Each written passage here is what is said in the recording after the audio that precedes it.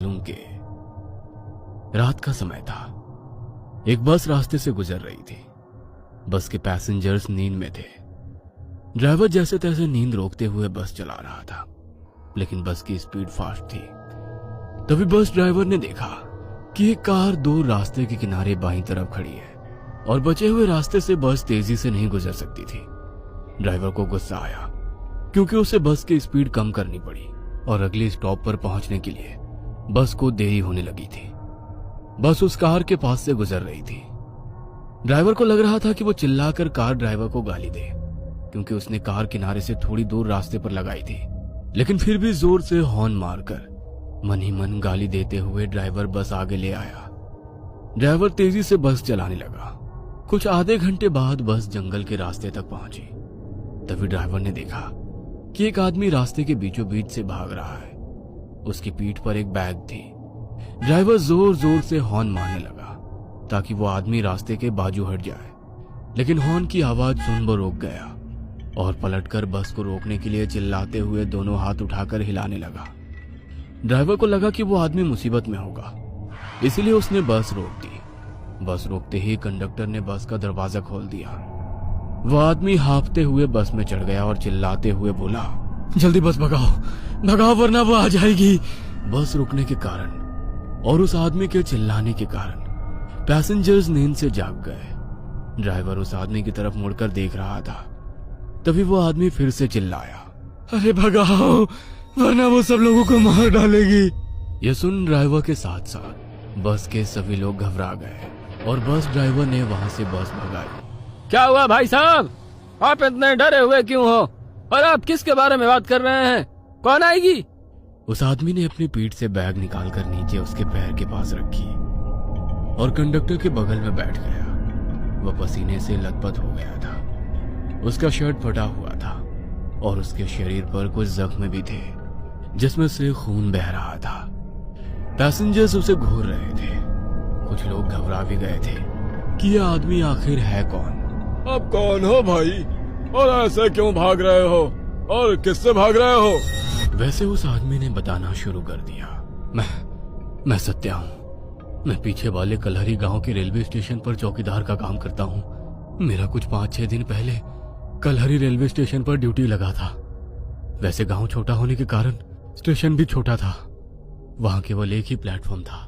वहां के लोग रेलवे का कुछ बहुत कम ही इस्तेमाल करते थे, क्योंकि एक ट्रेन रात में 2 बजे आती है जो सीधे सोलापुर से होकर कन्याकुमारी की तरफ जाती है, और फिर वही ट्रेन दूसरे दिन सुबह 4 बजे वापस मुंबई की तरफ जाती है।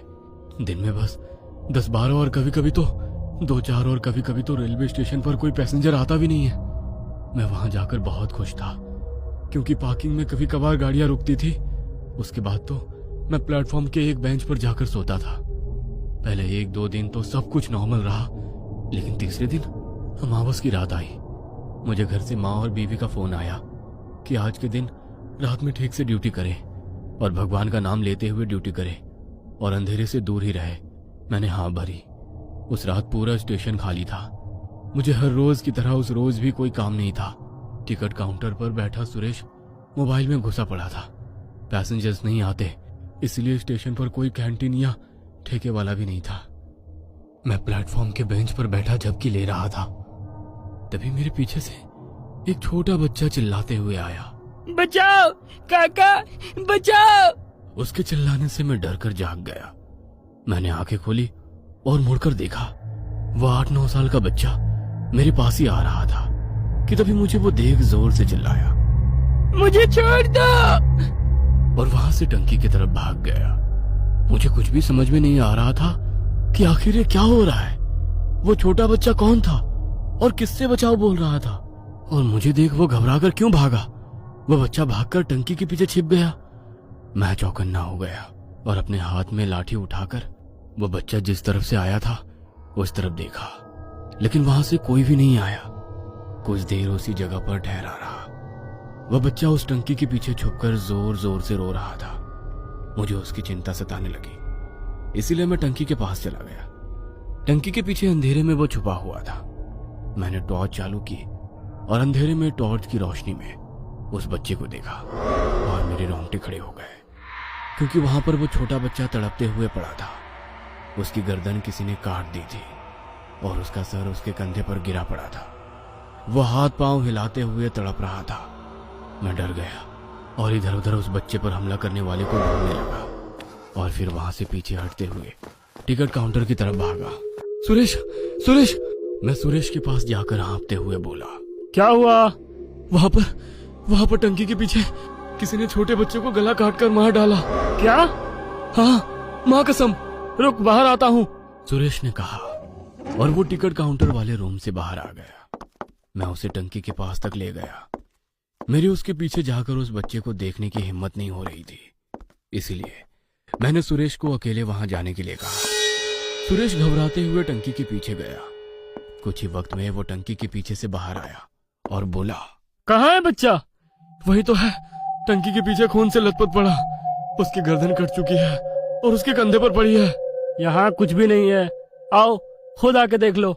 मैंने वहां जाकर देखा और मेरी आंखें फटी की फटी रह गई, क्योंकि वहां कोई भी बच्चा नहीं था, ना ही वहां कहीं खून की एक बूंद भी थी। वह देख मैं हक्का बक्का रह गया। अभी तो यही तड़प रहा था, अब कहाँ चला गया? तेरा कोई वहम होगा, जा किसी बेंच पर जाकर लेट जा। उसके दूसरे दिन रात में मैं रोज की तरह प्लेटफॉर्म पर टहल रहा था। आज प्लेटफॉर्म पर 2-3 पैसेंजर सामान के साथ दिखाई दे रहे थे। मैं प्लेटफॉर्म पर खड़ा था, तभी एक आदमी मेरे पास भागते हुए आया और बोला, भाई साहब, उस बेंच पर लेटा एक आदमी जोर जोर से रो रहा है। उसने चादर ओढ़ रखी है, ना जाने उसे क्या हो रहा है। यह सुन मुझे लगा कि शायद कोई गंभीर मामला है, इसलिए मैं भागते हुए उस आदमी के साथ बेंच के पास पहुंचा, जिस पर दूसरा आदमी चादर ओढ़े सोया था और वो रो रहा था। उसकी आवाज से वो कोई बूढ़ा आदमी लग रहा था। ओ चाचा, क्या हुआ? क्यों रो रहे हो? मैंने पूछा। मेरी आवाज सुन वो जोर से चीखा, मुझे छोड़ दो, मुझे छोड़ दो। क्या हुआ? अब रो क्यों रहे हो? मैंने पूछा, लेकिन वो केवल एक ही बात दोहरा रहा था, मुझे छोड़ दो, मुझे छोड़ दो। उसके ऐसे बर्ताव से मैं थोड़ा घबरा गया था। भाई साहब, आप चादर खींच के देखो, तभी पता चलेगा कि आखिर इसके साथ क्या हो रहा है। मेरे पास खड़े उस आदमी ने मुझसे कहा और फिर मैंने बेंच पर लेटे शख्स की ओढ़ी हुई चादर खींची और मेरी आंखें फटी की फटी रह गई। मेरे रोंगटे खड़े हो गए, क्योंकि बेंच पर एक बूढ़े आदमी का सर कटा शरीर था और बेंच पर खून फैला हुआ था। वो सर कटा शरीर कटे हुए गले से चिल्लाया। उसमें से कुछ खून की पिचकारियां उड़ी और फिर वो बेंच से उठकर उल्टे पैर दूर अंधेरे में भाग गया। ये देख मैंने अपनी पेंट में ही पेशाब कर दी। डर के मारे मेरे पसीने छूट गए। मैंने अभी अभी एक सर कटे हुए भूत को देखा था, जो उल्टे पांव अंधेरे में भाग गया था। कुछ देर आंखें फाड़ कर देखने के बाद मैं अचानक से चिल्लाया, भूत! और मैं सीधा भागते हुए सुरेश के पास पहुंचा। भूत, भूत! मैं काउंटर पर खड़ा सुरेश से कहने लगा, क्या हुआ? कहाँ है भूत? उसने मुझसे पूछा। मैंने उस बेंच की तरफ उंगली करते हुए कहा, उस तरफ वो सर कटा था, वो उल्टे पैर अंधेरे में भाग गया। बेंच पर पूरा खून फैला हुआ है। क्या? रुक, अभी बाहर आता हूँ और देखता हूँ। और वो टिकट काउंटर रूम से बाहर आया और मैं उसे बेंच के पास ले गया और एक बार फिर मैं चौंक गया, क्योंकि अभी उस बेंच पर खून नहीं था। कहाँ है खून?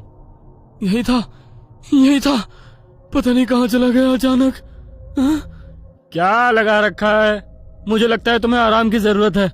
मैं सच कह रहा हूँ यार, मुझ पर यकीन नहीं है।